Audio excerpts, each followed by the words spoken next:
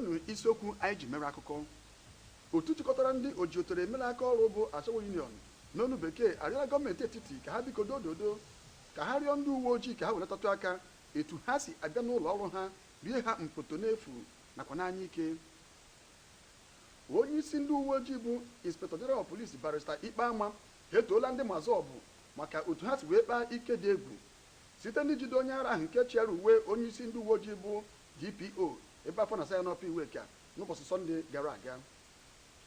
Nwada Onugbajie Boys nke Ezinifite Agụata dụọla ụmụ agbọghọbịa ọdụ bụ ndị na-alụbeghị di ka ha biko dododo mara ka ha si esogharị ụmụ nwoke ndị nwere tatuu n'ahụ ha nakwa ndị bu afọ ukwu chere na ọ bụ ha ncha si esi wee lọta. Otu jikọtara ụmụ agbọghọbịa ndị na-alụbeghị di bụ Old Single Cargos Union ebeela akwa ma rịọkwa gọọmenti etiti biko dododo ka ha gbatara ha ọsọ enyemaka site n'ịmachibido nwaada ahụ akpụrụ akpụ bụ nke ndị Igbo kpọrọ sex dolls. O jirila ọkara gafee elekere 6 nke uhuruchi. Taa bụ ụbọchị Fraịde ahịa Eke, ụbọchị 18 n'ọnwa Maachị. Igbo ndị ọma na-ege ntị, ekele m ụnụ. Aha m bụ Maazị Chibubem Ekpilo, Papa Fashola Ezinifite. Akụkọ ụwa na-abịara gị site na Papa Fashola telivishọn Ezinifite Agụata. Ugbu a gerezienụ isiokwu anyị. Otu jikọtara ọgbakọ ndị ojiotele akpa ego nke ndị oyibo kpọrọ Ashawo Union of Nigeria ngalaba nke Lagos steeti akwala akwarịrị ma tiekwa aka n'obi kwupụta otu ndị uwe ojii si anyụ ha ịkpakwu. Onye nkwupụta okwu ha bụ Nwaada Helen Ukwu ego kwupụtara otu ndị uwe ojii si abịa n'ebe ahụ ya bụ ụlọ ọrụ ha bịa were otu ọnụ maọbụ ọnụ abụọ n'efu na-akwụghị ụgwọ nakwa na ntagide anya nke ndị oyibo kpọrọ intimidation n'ọnụ bekee.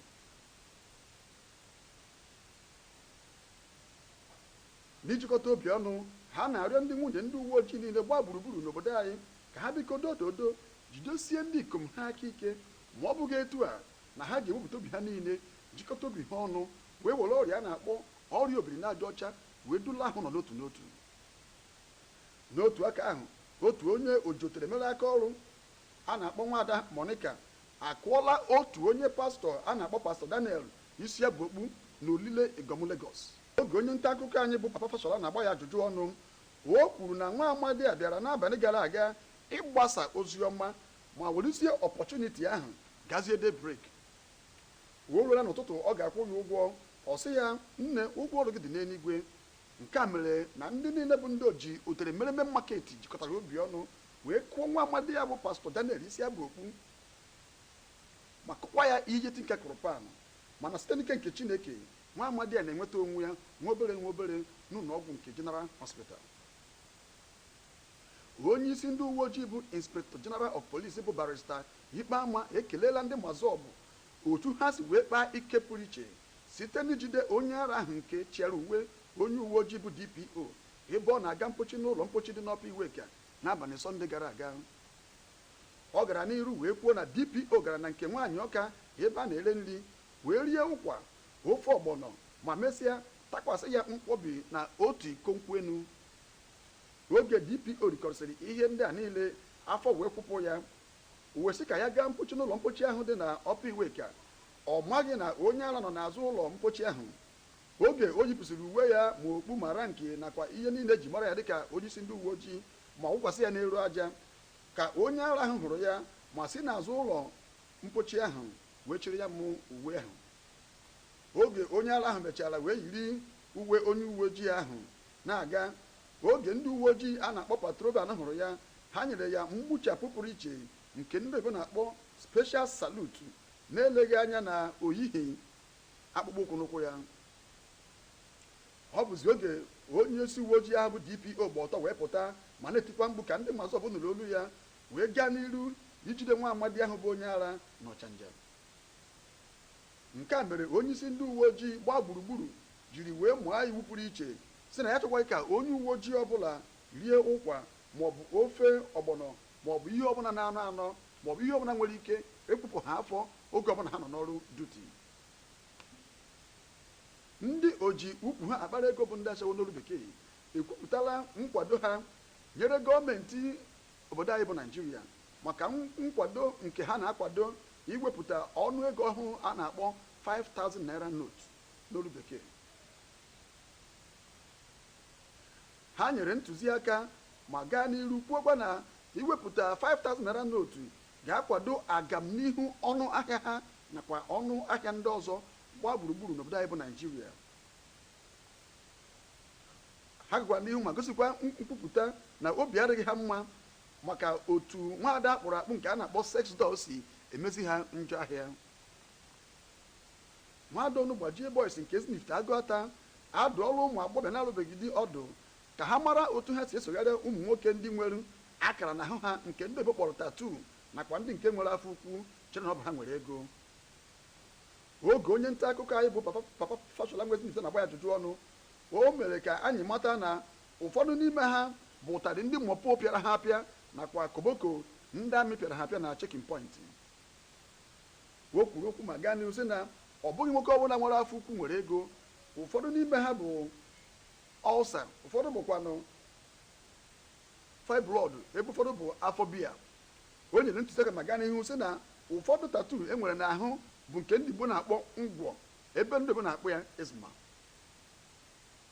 ndị ntọ mmadụ bụ nke ndị Igbo na-akpọ kidnappers atọrọla otu nwa amadi onye Mbaise ọchabara anya chere na ọ bụ onye ọcha siri Japan lọta.